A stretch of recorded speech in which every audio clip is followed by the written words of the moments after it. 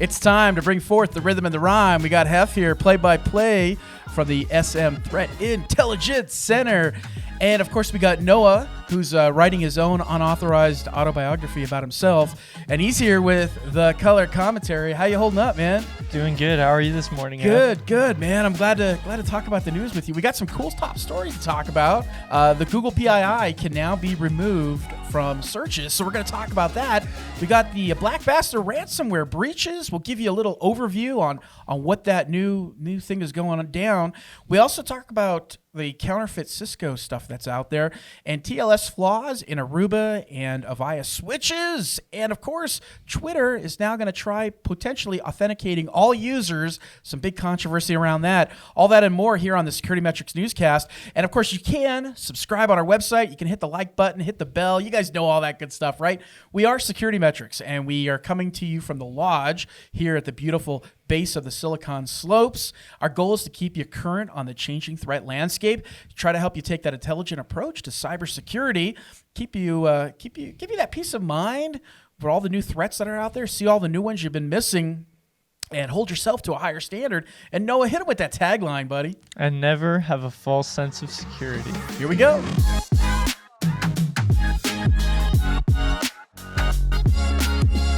All right, Noah, so the topic this week, everyone's been talking about Google allowing you to remove your phone number, email, or your address from your physical address from search results. How big of a news shocker is that? Yeah, this is definitely a win for personal privacy. So if your personal information, your address, usernames, passwords, things like that are showing up in Google, you could submit a support request with Google. And they're saying that now they'll start taking that stuff out of their search results. Yeah, now they do have like request criteria involved in this, and sometimes they will deny a request, sometimes they will approve your request, and it's all based upon what evidence you're providing them for your information that you want removed. The cool thing is this is a policy change. So in the past, I believe you were allowed to get your bank account, your credit card numbers removed, that kind of stuff. But now it's been expanded out even more to include what? So we've got confidential government IDs, we got bank accounts, credit cards, images of handwritten signatures. That's huge, yeah. Yeah, images of ID docs, highly personal, restricted, and official records like PHI, personal health information, personal health records, personal contact info like your phone number and your address, and your email address. They've also got confidential login credentials, so that's like dumps of usernames and passwords. Yeah, those threat actors, they love to do data scraping and they love to dump all that kind of stuff out there. So if you want to learn how to do it, we'll include a link to the Google blog article about it, and you can definitely learn more. And that's pretty fascinating stuff. No, what keeps me up at night is this new ransomware that's been out there. It's called Black Basta. And, just a little disclaimer out there. I apologize if that's a term is offensive to anyone. It is what they're calling this new ransomware. And we want to give you an overview on how nasty this thing is because it has been just tearing up the web. All right, Noah. So the first thing is we want to talk about is how it actually works and who's behind it and all that kind of stuff. Now, the good news is we have a lot of information about the background of this type of ransomware and how it actually works. Can you kind of give the audience a little overview, a little background on it? Yeah, so this ransomware group, they steal corporate data and documents, and then they encrypt everything and leave behind a ransom note. So when the company comes back in, they see all their computers aren't working. They have to either pay this ransom to get their computers back, or if they don't, they won't get their data back, and the ransomware group will leak all the data that they stole. Yeah. Now, this type of attack, folks, is nothing new. This is what we call a double extortion attack. So again, they're stealing your corporate data, and then they encrypt the data, and then they hold it hostage to you. So what's interesting is how this actually gets executed. There is some thoughts that the group that's behind this Black Basta ransomware is actually the Conti ransomware group. Not the first time that we've talked about these guys either. They've been in the news quite a lot. Yep, this kind of thing happens all the time where a ransomware group will break off and start up different crews or get reorganized under a different name. Yeah. So what happens with this Black Basta thing is the encryptor has to be run with administrative privileges. And once that happens, It will not actually encrypt files unless admin privileges are there, and it will actually go in, it will delete shadow copies, volume shadow copies. It will actually go in and try to hijack a Windows service. In the example that we're going to put up on the screen right now, it's hijacking the fax service, so not a very popular service. And then once it does that, it'll actually change the wallpaper to display a message that looks something similar to this. Your network is encrypted by the Black Basta group, instructions in the README, and as it does this, as it reboots your computer, it goes into safe mode with networking, and the next thing you know is the hijacked Windows services start to encrypt all your files, and it starts changing everything to the extension of .basta, and that's where the real danger comes, folks, because it also plays with your registry. It executes some custom work on the Windows registry, and then you start to find all these README files that you see up on the screen right now. Your data's stolen, it's encrypted, it will be published on the Tor site. Please pay the ransom. So pretty nasty stuff. But what's the story behind this Conti thing? So allegedly, though, Conti is behind Black Basta? Yeah, so a lot of people think that part of Conti came off to create Black Basta, or all of Conti, or people who are associated with Conti because of the similarities. Okay. Their website is very similar to Conti's. Their payment site is very similar to Conti's. Their support system for people who have been ransomwared is also, basically the same. And their support people are also acting in a similar way to how Conti's did. Using the same dialogue and so on. So, yeah, this stuff's nasty, folks. And it has been tearing up the web lately. There's been at least 10 to 12 breaches that have been attributed to Black Basta ransomware group in the last, I'd say, maybe 5 days. So some of those breaches we're going to talk about right now. The first one that came up is this American Dental Association. Now, we did know about this last week, but we held off talking about it until we had a little bit more attribution. And now we have that attribution, and we know that Black Basta has claimed responsibility for the ADA cyber attack against these people. So pretty nasty stuff. But there are some other trend lines out there still associated with Black Basta. And who are they, Noah? Because I'm hearing a lot more attacks happening in Germany right now. Yeah, so it looks like this group is operating a lot in Germany right now. There's also other groups operating in Germany, which kind of adds to the news cycle of that. We've got Lockbit, who just ransomwared a German library service. Okay. And then we've got Black Basta, who did a wind farm, also in Germany. Yeah, and I'll tell you, folks, this Black Basta thing is not going away anytime soon. It's actually also attributed potentially to this car rental agency called SICK. They're still waiting for more attribution on this, but as of right now, the car rental agency SICK, and these guys are really popular. Have you ever used these guys? SIXT, S-I-X-T, Rent-A-Car? I haven't. I don't know if they're in the U.S., but they are in over 110 countries. That's a ton. Yeah. And they have 2,000 locations. Yeah, I've used these guys, and I tell you, their customer service has always been really top-notch. I didn't know they were a German-owned company, though, and what they found was on April 29th, they had some suspicious activity they detected. And again, we're still wondering, like, their investigation is still in the early stages, but what we're trying to figure out is exactly who is behind this. I have to tell you, though, this is exactly what SecurityMetrics is good at. These extended networks like the rent-a-car agencies and these businesses that have multiple locations. This is what we do very well, is finding threat actors in this environment. So, we do a lot of managed firewalls for chain locations. Yeah, we do. So. Let's switch gears for a moment and talk about Avaya and Aruba. Some TLS flaws were found this past week. Can you kind of explain to the audience what is Avaya, what is Aruba, and these switches? Yeah. Avaya and Aruba are networking hardware companies, and they're kind of like one of the kind of cheaper brands, I suppose. So they're very common. I've seen them in tons of different environments. And the flaw leads to complete takeover from within the network. Yeah. So with the specially crafted packet, due to some poor error handling, you're able to get persistence on a Avaya or Aruba, or to compromise a Avaya or an Aruba and take control of it. The thing about the switches, though, Noah, is they're not typically internet facing. So these vulns, they in some way they face less danger from external hackers, but the risk is still significant. I mean, if you're out there and you have a Vaya or Aruba in your environment, you need to be aware of it. You need to always try to mitigate the risk. There are 5 vulnerabilities associated in total here, and 3 of these Avaya bugs are actually 0-click, which is really dangerous because it requires no authentication whatsoever, no user interaction in order to exploit these. So there are dangers involved in this. Please be aware of it, folks. If you're out there, again, this is another area that I think you were doing very well on. I know you were helping clients yesterday trying to be aware of, hey, we found Avaya, we found Aruba in your environment. These are the risks that's associated with it. We need to get out there and patch. Yeah, and the main risk with this, so network switches are used to connect a ton of devices to one network connection, right? Yeah. And you might think that this isn't a very big deal because you can't access it externally. You have to already be on the network.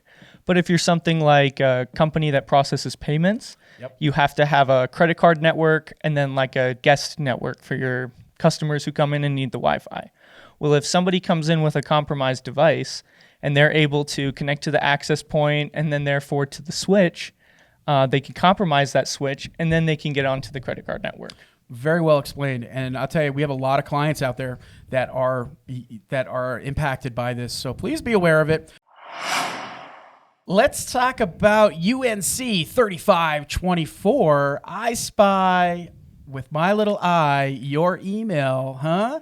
So UNC, so this was a report that came out of Mandiant this past week. It's a threat report from Mandiant.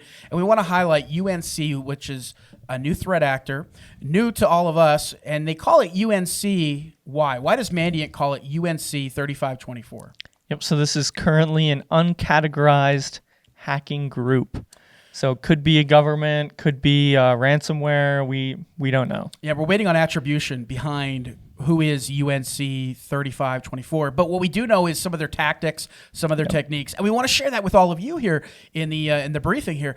There's some really, Noah, there's some advanced persistent threat actors out there that are just dangerous. And what they're doing from a trend perspective is they're trying to do bulk email collection. And you can imagine if you get a threat actor in your environment and they hijack all of your emails, wow, what a dangerous place to be. Yeah, that gets into corporate espionage kind of levels of stuff. Yeah, you think extreme fraud. Extreme fraud. Think about all that stuff, Noah. If a threat actor could download all your emails in bulk, what information they could gain from that. I mean, it's financial payments, it's who your vendors are, it could be intellectual property conversations. Everywhere you have an account. All your clients, The links to reset accounts. Big time. But you know, Noah, the thing that's dangerous about this UNC 3524 is their dwell time. And typically what we find is how long is a threat actor in your environment, and it's typically an average of about 21 days. And with these guys, they take their time, Noah. They don't get out. They don't get in and out. It's not a smash and grab campaign. We're going to take our time, be very methodical, and we don't care if your email systems are on-prem or in the cloud. We're going to do our best to try to get access to the entire thing. So let's dive a little deeper, though, for just a minute into UNC 3524. And what's interesting is what their motivation is, because they're not actually after money. There's no financial gain in this for them in the short term, but it's really about theft of intellectual property. Yeah, exactly. They're not coming in, installing a ton of obvious malware and stealing everyone's data, encrypting it, and then putting up a ransom note, right? Yeah. They're installing on devices that can't have endpoint protection, like IoT stuff, from what I understand. Yes, that's right. Yeah. So that way they can't be detected as easily. So stay under the radar. A lot of backdoors, a lot of IoT stuff. What else, Noah, is there in there? And then they're just siphoning off that data that they need. So it's crazy. And I was reading about in this threat report, Noah, that they're using dynamic DNS providers, which really gives them an edge when you talk about updating DNS records and not having to go through a lot of effort or energy to do that. It's just all seamless. So these guys, folks, I'm telling you, keep them on your radar. To have a threat actor come in your environment and steal everything, all that knowledge, about your company just through email is very sad and dangerous. So there is some things you need to know about the tactics and techniques. And if you're knowledgeable in tactics and techniques, you can better find the threat actor in your environment. So there, from a perspective, Noah, when I say the word tactics, very high level, what is that? Tactics is how they get stuff done on the computer. Yeah, so more like 50,000 foot view. So if we said things like, how do they get credential access? How do they do collection? How do they make lateral movements in your environment? How do they do command and control? That's your 50,000 foot view of the tactics. And then within each tactic, folks, are techniques. And as you see on the screen right now, you see a list of these tactics and techniques that these bad guys use. And these are very beneficial for us like Noah and I who are threat hunting, looking at these different techniques that they're doing at each stage of their attack. And we really try to use these and pay attention to how the bad guys, and we look for these kind of techniques. Again, very knowledgeable. You have to go a mile wide and inch deep on some of these tactics and techniques to understand how they get in the environment and what they do once they are in your environment to find them. But UNC 3524, again, keep that on your radar, folks. Not going away. Another story we want to talk about right now is how we actually protect small businesses. And I thought this was interesting, Noah, because we talk a lot about cyber hygiene, and it was nice to see an article this week come out in the news about how important it is for smaller enterprises, smaller, medium-sized businesses to do cyber hygiene. I really call it like your greatest hits, my greatest hits, cyber hygiene, cyber hygiene. You had thrown out a number at me. I think it was like 80% or something like that. Can you share that with the audience? Cyber hygiene is fixing misconfigurations. It's teaching your employees how to identify a phishing email and what kind of websites to go to, locking things down. And we were looking at something earlier that said 80% of threats could be mitigated by improving cyber hygiene, right? Yeah, it's all, and folks, think about it. It's one click. That's all. Right, one click, one phishing email click by one of your employees could completely take down your business. Like, whoa, man, that's shocking right there. And it's happened before, tons of times. Yeah, so businesses really of all shapes and sizes, they need to focus on the fundamentals. So when you spend that energy and effort on knowing what's in your environment, doing the patch management, doing the pen testing, looking for those guys, that low-hanging fruit, you have a good shot at stopping the bad guys from getting into your environment. But the reality is, Noah, is what? These SMBs are outgunned. They're under-resourced sometimes. There's no budget for cyber. That's where we come into play here at SecurityMetrics, and we do a really good job of identifying those security gaps. Yeah, I don't expect mom and pop's ice cream shop to understand cybersecurity very well. Yeah. That's totally understandable. They understand ice cream. And that's where companies like SecurityMetrics come in, and we take that load off their back. We manage their security. We keep them up to date and informed. Yeah. Keep you above the security poverty line for sure. So, yep. Speaking of poverty here, counterfeits, man, Cisco, boy, this is some nasty stuff. There's a lot of counterfeit Cisco products running around out there, and Cisco's starting to fight back. So if you have Cisco in your environment and you're concerned that you might have counterfeit in your environment, how can you go about figuring that out, Noah? Yeah, so Cisco has a few different ways to identify if one of the devices is a counterfeit or a genuine Cisco product. Looks like they have some hardware trust anchor, secure unique device identifier, and digitally signed software images. Yeah, multi-layered approach to security. So again, if you have a Cisco product in your environment and you're concerned, we'll include the link to their blog where this week they published how to find out if you have a counterfeit product. So yeah, you probably shouldn't be buying Cisco devices off eBay or something for your business. That's right. Wherever these counterfeits came from. Buy it from Cisco or an authorized reseller. So the month of May is Mental Health Awareness Month, and we here at SecurityMetrics would like to talk about it. Mental health apps are very popular. Prayer apps are very popular. And luckily, we have a report this week that looks at 32 of these mental health apps as part of Mental Health Awareness Month, and which ones are bad for you. And specifically, Noah, what are we concerned about with some of these apps? We're more concerned about tracking your location and your other data and then selling that to data brokers who then resell it to advertisers or the government or whoever, because anyone can buy that data. Yeah, and a lot of these apps, folks, the report that came out looked at weak passwords and some of them targeting vulnerable users with personalized ads, just real vague, poorly written security policies. So you might be wondering, what are those 25 apps that are bad for your privacy and security? And we have them for you. We have the list, and those include a bunch of different pretty popular apps. One of the apps that came to mind here, and we'll put them up on the screen here, folks, is this app called Calm. I know a lot of people love the Calm app, and there's some vulnerabilities in there and concerns about privacy that you need to be aware of. The other one that came up too, Noah, was the Sesame Street app. Oh, man, I love it. That Sesame Street app is one of my favorites. Breathe, think, do with Sesame. Yeah. That's especially concerning because, I mean, Sesame Street is for children. Yeah, it's children's and we do not want our children's data sold. Not at all. So again, these apps are available. This report came out from Mozilla. The report is called Privacy Not Included. We'll include a link to that as well, and you can find out more. But again, Mental Health Awareness Month, please be aware of it and be aware of these apps. They're not the nicest apps out there, folks, all right? Another story that came up in the news this past week as we wrap up the last part of our show here, the Department of Defense scammed because of phishing, Noah? 23 million gone? Yeah, so jet fuel supplier for the Department of Defense here in the U.S., I guess they were phished, and their payment processing was redirected to the phishers, and there was a phony website put up, and the DoD went in to pay their jet fuel provider and paid these scammers. Yeah. So imagine that. The scammers create a fake website, and then they start tricking the vendors with phishing emails to get their login credentials. And the next thing you know is they're siphoning off jet fuel fuel money. Yeah, jet fuel money. Pretty wild, right? So that is one thing to be aware of. And then there's also another story in the news that we had talked about previously in another briefing called EDRs, which are emergency data requests, not to be confused with endpoint detection and response. Yeah, a lot of acronyms out there in the cyber world, man. All right, but I thought this was interesting, Noah. We had talked about these EDRs, emergency data requests. Could you kind of give the audience a real quick summary what that was a couple months ago? Yeah, so this is a warrantless request from data from law enforcement.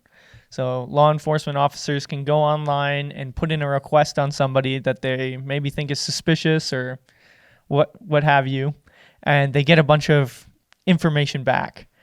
But what's happening here is that people are phishing police officers or finding their credentials online and using their emails to do these EDRs and get people's information. And the way they're doing it, folks, is they're going after, obviously they're going after law enforcement, but they're specifically targeting technology providers, social media firms. So these emergency data requests are going into your internet service provider, and they're responding with the data request back. And there's no way to really check or know if it's a legit request or not, or if it's being phished from a hacked account.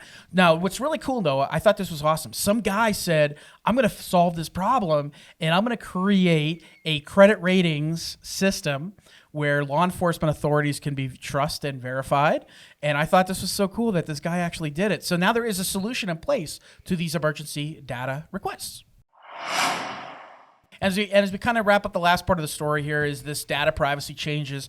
A lot of changes in the data privacy world. It's actually really hard, Noah, to keep track of all the changes in the data privacy world. India put out new regulations this past week about cyber incidents that if you're in India and you're a company, you get breached. How long do you have? 6 hours. Yeah, and you got to do mandatory reporting. You got to do mandatory record keeping. That timeline is really tight from when you discover it to actually getting the context of the information on who the bad guy is, and then getting it back to the Indian government agency, CERT India, to be able to respond. So fascinating stuff. Other data privacy changes too is Connecticut now very close to passing a data privacy law. And this is not the first state to do this. Actually, I know it's so amazing, man. This is now like the 5th state. I think California has data privacy laws, Virginia, Colorado, of course, and Utah.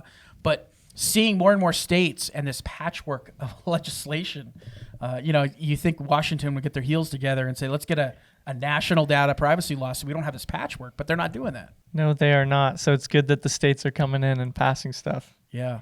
And our last story for the day is Twitter in the news. I know you guys like talking about Twitter, man.